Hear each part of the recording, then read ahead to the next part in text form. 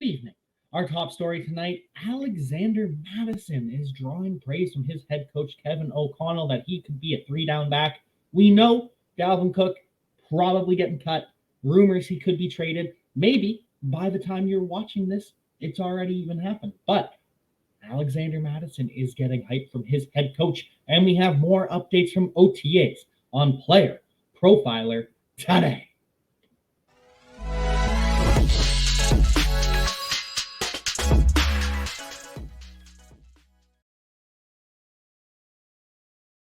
So, Alexander Mattison, why does he run like he's running out of time? Alexander Mattison is first up to be the running back one for the Minnesota Vikings if and when they move on from Dalvin Cook. Maybe you'll get my live reaction to Dalvin Cook getting cut. We do know the Minnesota Vikings love a Friday news drop. It is officially post June 1st, which means cutting Dalvin Cook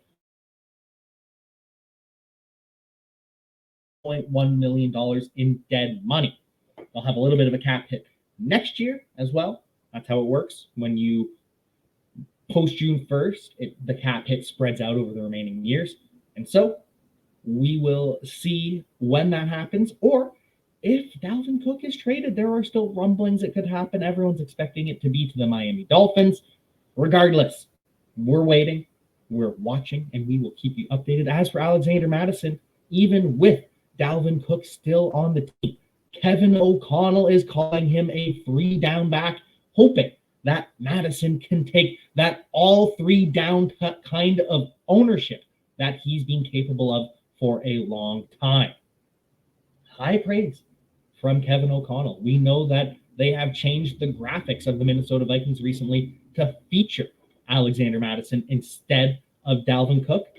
And we at Player Profiler are not fully confident that Alexander Mattison is just going to walk in and have a bell cow role. That's usually not how backfields work.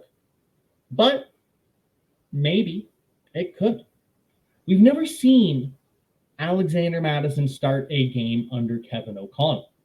But we have seen Alexander Mattison start several games. And over his last 4 starts, Alexander Mattison averages 23.5 carries for 102.5 yards. He averages 5 targets, catching 4.75 of them for 45.75 yards. That is 148.25 yards from scrimmage per game. And Mattison averages a touchdown a game as well. So all that combined, Alexander Mattison, on average, over his last 4 starts, averages 25.1 PPR points per game, his worst finish over his last 4 starts without Dalvin Cook. RB8. That is insane. In 2021, we saw Dalvin Cook in week 3 against the Seattle Seahawks. He had 171 yards from scrimmage on 32 opportunities. That was the only game that Alexander Mattison started where an incomplete target happened in his direction. He caught 6 of 7 balls. In another game, he caught 7 of 7. In his 2 other, he caught 3 of 3. Alexander Mattison has shown he can get it done in the receiving game. Alexander Mattison has shown he can be a bell cow. And we all expected the Vikings to draft a running back, and they did late. So it's possible that he gets more work than we expect. But regardless, there's still a chance that this is really the Vikings' plan, that they don't plan to use a ton of Dwayne McBride, that they don't plan to use a ton of Kene Nwangwu, a ton of Ty Chandler. There's a chance that they just feed Alexander Mattison. I'm not saying it's likely, but 4 games, it's a small sample size. None of that sample size has come with Kevin O'Connell as his head coach. That was all under Mike Zimmer. But numbers are numbers. And we know Alexander Mattison isn't particularly efficient in any given area. We know he is just a compiler. We know he doesn't stand out particularly anywhere. But at some point, numbers are numbers and opportunity is opportunity. So we have to be prepared for the world where Alexander Mattison is a bell cow, where They don't feature Ty Chandler, Cavanagh Nwangwu, Dwayne McBride at all. A world where they don't sign another running back. They don't sign Zeke. They don't sign Leonard Fournette. They don't sign Kareem Hunt, because those are other possibilities. Fantasy football is such a weird game. We're projecting so much on such a small sample size. 4 games as a starter is nothing. He started other games, but we're not talking about those. Those were bad performances by Alexander Mattison, which is the downfall. But this is just how fantasy football works, and there is a world with that workload where Alexander Mattison finishes as an RB1. And I can't see a world where he has that workload for an entire season, but stranger things have happened, and we just have to be ready for it. So Alexander Mattison, there exists a world where he's an RB1. More likely, it's going to be a committee. Mattison's probably going to take 50% of the opportunities instead of 75 like he has in his past starts. Cavanagh Nwangwu mixes in. Ty Chandler mixes in. Dwayne McBride shows a little bit as well. But we have to be prepared for Kevin O'Connell to surprise us all. But if you want to draft Alexander Mattison, I don't even actually know where he's going right now, but if you want to draft Alexander Mattison, you can do so over on Underdog Fantasy.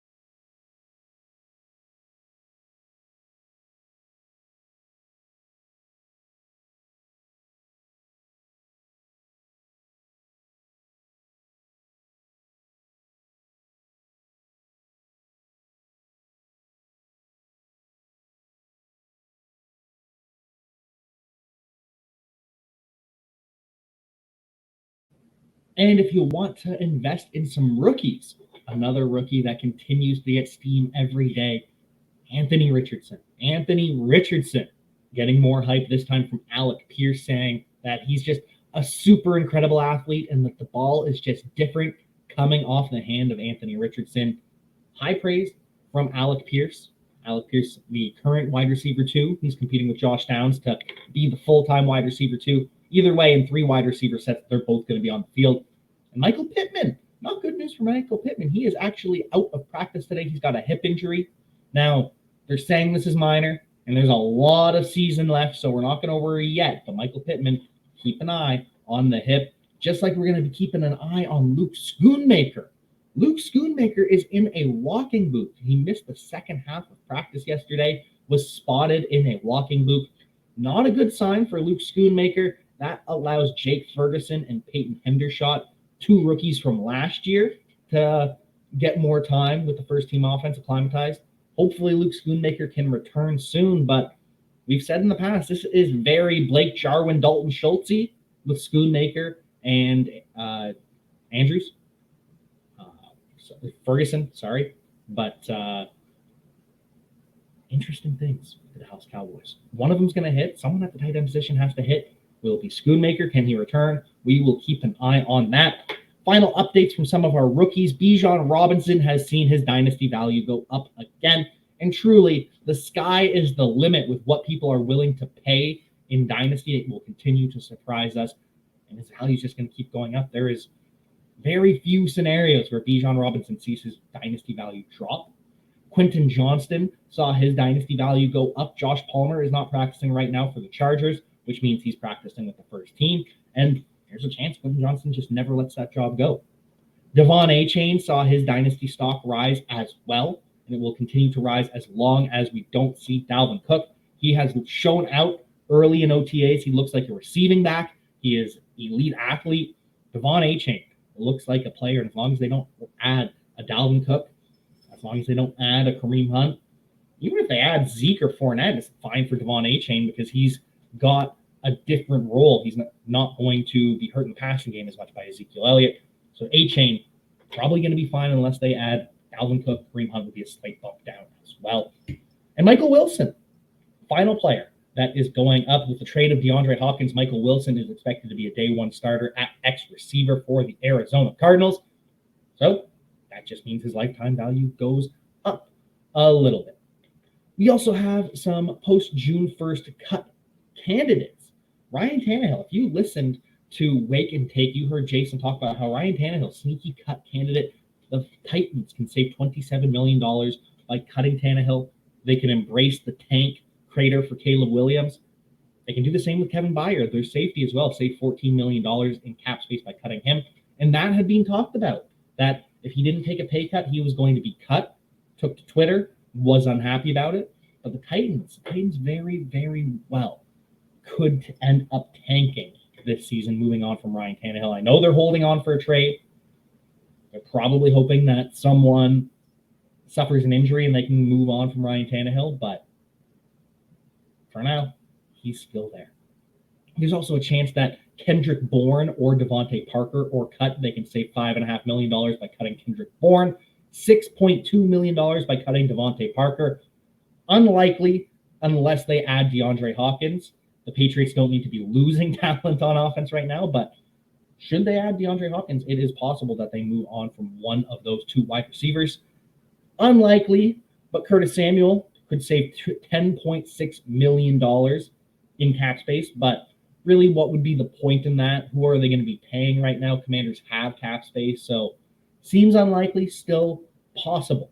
And finally, Cedric Wilson from the Miami Dolphins only frees up $2 million by cutting him, $6 million penalty, but it didn't work out last year, and it doesn't seem to be working out this year. Robbie Anderson probably going to pass him. Braxton Berrios might pass Cedric Wilson, so we'll see. But the Dolphins may still choose to move on from Cedric Wilson. Some final updates around the NFL.